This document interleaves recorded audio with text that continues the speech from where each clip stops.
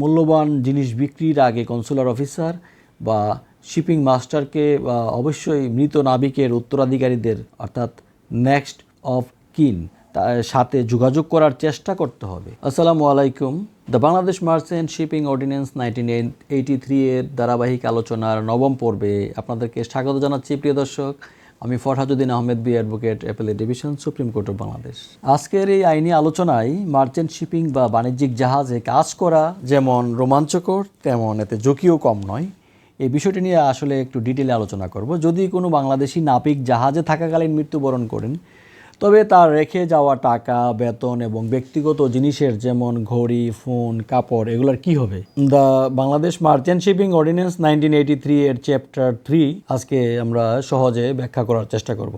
মাস্টারের কি দায়িত্ব? যখনই কোনো নাবিক মারা যান, জাহাজের মাস্টার ক্যাপ্টেন প্রথম দায়িত্বপ্রাপ্ত ব্যক্তি। আর মাস্টারকে অবিলম্বে যে পোর্টে নাবিক নিয়োগ পেয়েছিলেন, পোর্ট অফ এনগেজমেন্ট, সেই পোর্টের শিপিং মাস্টারকে জানাতে হবে। আরেকটি বিষয় হচ্ছে নাবিকের সমস্ত টাকা এবং ব্যক্তিগত জিনিস অর্থাৎ ইফেক্টস মাস্টার নিজের জিম্মায় নেবেন। আর প্রিয় দর্শক, আরেকটি জিনিস প্রয়োজন মনে করলে কিন্তু মাস্টার জাহাজে থাকা মালামাল নিলামে বিক্রি করতে পারেন। লগ বুক, মাস্টারকে অফিসিয়াল লগ বুকে বিস্তারিত লিখতে হবে, কত টাকা ছিল, কি কি জিনিস ছিল এবং যদি কিছু বিক্রি করা হয় তবে তার দাম কত, সেই বিষয়গুলো কিন্তু লগ বুকে উল্লেখ করতে হবে। কনসুলার অফিসারের কি ভূমিকা থাকে সেই ক্ষেত্রে? জাহাজটি যদি বাংলাদেশে আসার আগে কোনো বিদেশি বন্দরে 48 ঘন্টার বেশি অবস্থান করে, তবে মাস্টারকে যেখানে বাংলাদেশ কনসুলার অফিসারকে রিপোর্ট করতে হবে, সেখানে বাংলাদেশ কনসুলার অফিসকে রিপোর্ট করতে হবে। কনসুলার অফিসার চাইলে সেই সম্পদ নিজের জিম্মায় নিতে পারেন। মাস্টারকে তখন একটি রসিদ বা রিসিপ্ট দেয়া হবে, যা তিনি বাংলাদেশে এসে শিপিং মাস্টারকে দেখাবেন। আর প্রিয় দর্শক, আরেকটি জিনিস, মাস্টারের অবহেলার ক্ষেত্রে শাস্তি।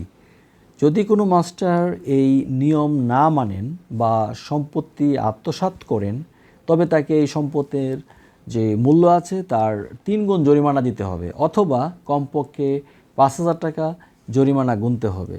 বিদেশ ভিবুইয়ে অনেকেরই কিন্তু মৃত্যু হয়।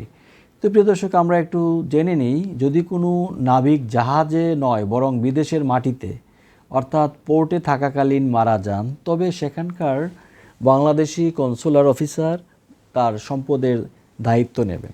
এখানে আরেকটা জিনিস হচ্ছে যে মূল্যবান জিনিস বিক্রির আগে কনসুলার অফিসার বা শিপিং মাস্টারকে অবশ্যই মৃত নাবিকের উত্তরাধিকারীদের অর্থাৎ নেক্সট অফ কিন তার সাথে যোগাযোগ করার চেষ্টা করতে হবে। এখানে নিখোঁজ জাহাজ এবং নাবিকের ক্ষেত্রে কি কি আসলে ভূমিকা আছে সেটা যদি আমরা একটু জেনে নেই। প্রিয় দর্শক, যদি কোনো জাহাজ নিখোঁজ হয়, 12 মাস ধরে কোনো খবর নেই, তবে আদালত ধরে নেবে যে নাবিক মারা গেছেন। এক্ষেত্রে তার বকেয়া বেতন ও ক্ষতিপূরণ শিপিং মাস্টার আদায় করবেন।